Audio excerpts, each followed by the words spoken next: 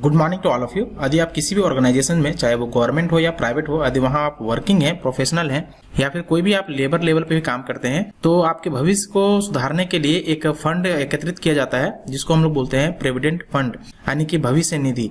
इसी के साथ में आप काम कर रहे होते हैं, यदि किसी प्रकार से आपका स्वास्थ्य इश्यू होता है तो उसको भरपाई करने के लिए ESIC कटता है। ये दोनों फंड आपके भविष्य के लिए जमा किए जाते हैं। सो आज की इस वीडियो में हम लोग जानेंगे कि PF और ESIC ये दोनों क्या हैं। सो चलिए इस वीडियो को शुरू करते हैं और समझते हैं कि हमारे जो फंड एकत्रित किए जाते हैं वो क्या है और किस तरीके से हम इसको मैनेज करते हैं। सो आज की इस वीडियो में हम लोग बात करने वाले हैं PF, PS और ESI। ये एक तरीके से जितने भी एम्प्लॉय होते हैं उनके लिए एक बेनिफिट है जो कि ऑर्गेनाइजेशन की तरफ से प्रोवाइड कराया जाता है उनके भविष्य को लेकर के। यदि किसी भी कंपनी में, चाहे वो कोई भी कंपनी हो, प्राइवेट, गवर्नमेंट में तो कंपलसरी हो जाता है, प्राइवेट में ये कंपलसरी तब हो जाता है जब किसी भी ऑर्गेनाइजेशन में या कंपनी में 20 से ज्यादा एम्प्लॉय हो जाते हैं, कर्मी हो जाते हैं, तो उस कंपनी को पंजीकृत करवाना होता है अपने आप को। और यदि एक रजिस्टर्ड कंपनी है तो उनके अपने कर्मियों को सुविधा देना होता है ये PF, ESI और PS का। यदि यहाँ शॉर्ट में जान लें तो ESI का जो पूरा नाम है वो एम्प्लॉय स्टेट इंश्योरेंस होता है, एक तरीके से आपके हेल्थ के ऊपर प्रोवाइड कराया जाता है। दूसरा है PF, प्रोविडेंट फंड। ये जो PF है और ESI है ये आपके अकाउंट से डिडक्ट किए जाते हैं, जो कि आपका सैलरी होता है उसमें से कुछ हिस्सा होता है। अभी आगे देखेंगे कि कितना परसेंट आपके सैलरी में से डिडक्ट होता है और कितना परसेंट वो एम्प्लॉयर जो है, यानी कि जो ऑर्गेनाइजेशन है, जो कंपनी है, वो अपने तरफ से जमा करती है। सो एक तरीके से ये बेनिफिशियल है एम्प्लॉय के लिए, क्योंकि आपके अकाउंट से तो कटेगा ही पैसा, लेकिन ऑर्गेनाइजेशन अपने तरफ से भी उस अकाउंट में पैसा जमा करेगी। तो चलिए अब हम लोग देखते हैं कि ESI और PF का कैलकुलेशन किस आधार पे होता है। सबसे पहले बात करेंगे ESI कैलकुलेशन का। यहाँ आपको स्क्रीन के ऊपर एक चार्ट दिख रहा होगा जो हमारा ESI कैलकुलेशन को दर्शाता है। यहाँ आपको दिख रहा होगा एम्प्लॉयर कंट्रीब्यूशन 3.25%। ये एम्प्लॉयर जो आपका ऑर्गेनाइजेशन है, एम्प्लॉयर का मतलब जो आपको जॉब दिया है, और दूसरा है एम्प्लॉय यानी कि आपका जो सैलरी होगा उसमें से कंट्रीब्यूशन होगा 0.75%। सपोज करिए कि आपका सैलरी 20,000 है तो उसमें से 3.25% ये आपके जो कंपनी है वो जमा करेगी इस अकाउंट में। 650 रुपए होता है 3.2%, 20,000 का। उसी प्रकार से आपका जो कंट्रीब्यूशन है वो 0.75% है, इसलिए 20,000 का 0.75% 150 होता है। सो टोटल आपके ESI अकाउंट में एक मंथ में 800 रुपए जमा होंगे। अब ये अमाउंट ऊपर घट बढ़ सकता है यदि आपका सैलरी ऊपर नीचे हो। ये एक एग्जाम्पल है 20,000 का। अब हम लोग बात करते हैं PF कैलकुलेशन का। नीचे आपको एक चार्ट दिख रहा होगा जो कि एक साइड को दर्शाता है एम्प्लॉय और दूसरा साइड दर्शाता है एम्प्लॉयर।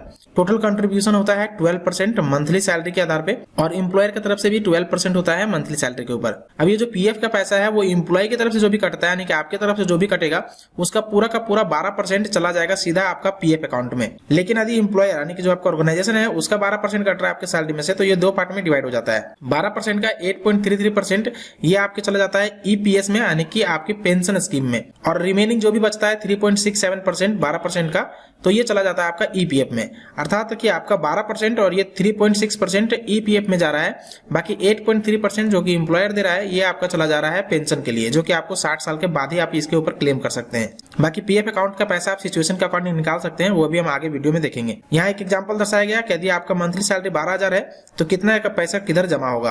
12,000 का 12% 1440 रुपए ये आपके अकाउंट में पूरा का पूरा PF जमा हो जाएगा। ये है एम्प्लॉय का, और ये है एम्प्लॉयर का। एम्प्लॉयर का 12,000 का 12% हो जाएगा आपका 1440, लेकिन 8.33% ये हो जाएगा आपका 999.60 पैसे। 12,000 का ये जमा हो जाएगा आपका PS में, यानी आपकी तरफ से कोई भी पैसा नहीं कटा होगा PS में, इनकी तरफ से इतना ही पैसा हर मंथ जमा होता जाएगा, और ये आपका जमा हो जाएगा 440 और ये आपका हो जाएगा 1440। ये दोनों मिलकर के PF में चला जाएगा। सो इस तरीके से ESI और PF का दोनों का कैलकुलेशन होता है, और PS का भी। अब जानते हैं कि यदि आपका ESI और PF कट रहा है किसी भी ऑर्गेनाइजेशन में तो किस प्रकार से आप उसको मैनेज करेंगे, क्योंकि आपको हाथ में तो पैसा मिलेगा नहीं क्योंकि PF अकाउंट में जमा होगा।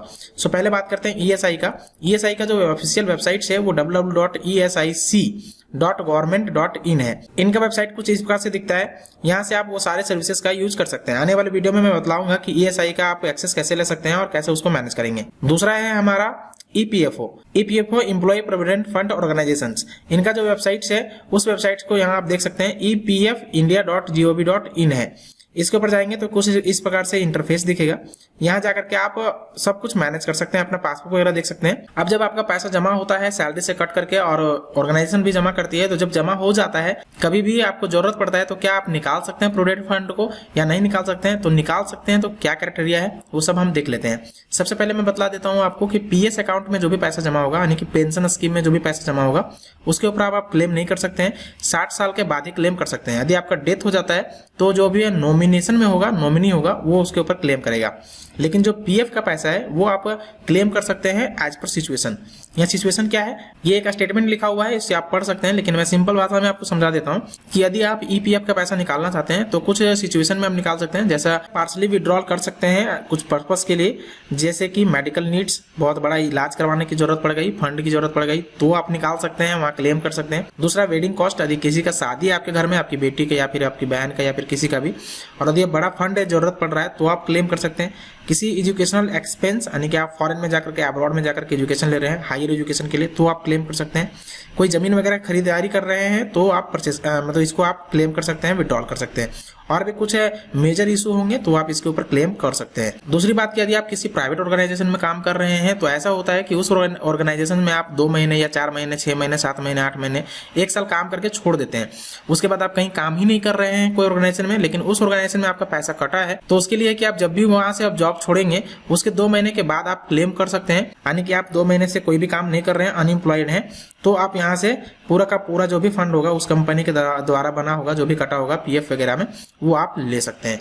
सो दोस्तों, ये एक वीडियो था जो आपको जानना जरूरी था, और ये दोनों चीजें मैनेज होती है, यूएन यूनिवर्सल अकाउंट नंबर और ईएसआईसी नंबर, इन दोनों से ही आपका पूरा ये फाइनेंशियल जितने भी चीजें होती है स्टेटमेंट, वो मैनेज होते हैं। तो दोनों अकाउंट से जो भी काम करेंगे आप भविष्य में कोई भी ऑर्गेनाइजेशन में, तो उस ऑर्गेनाइजेशन में जो भी आपका पीएफ और ईएसआई कटेगा उस सब कुछ को मैनेज कर पाएंगे आप इन दोनों नंबर से। सो आई होपफुली ये वीडियो आपको पसंद आया होगा तो अपने दोस्तों के साथ जरूर शेयर करें, और जो भी कर्मी है, जो भी काम कर रहे हैं, जो भी एम्प्लॉय है, उनके साथ जरूर साझा करें ताकि उनको प्रॉपर नॉलेज मिल सके। So thank you so much, very much.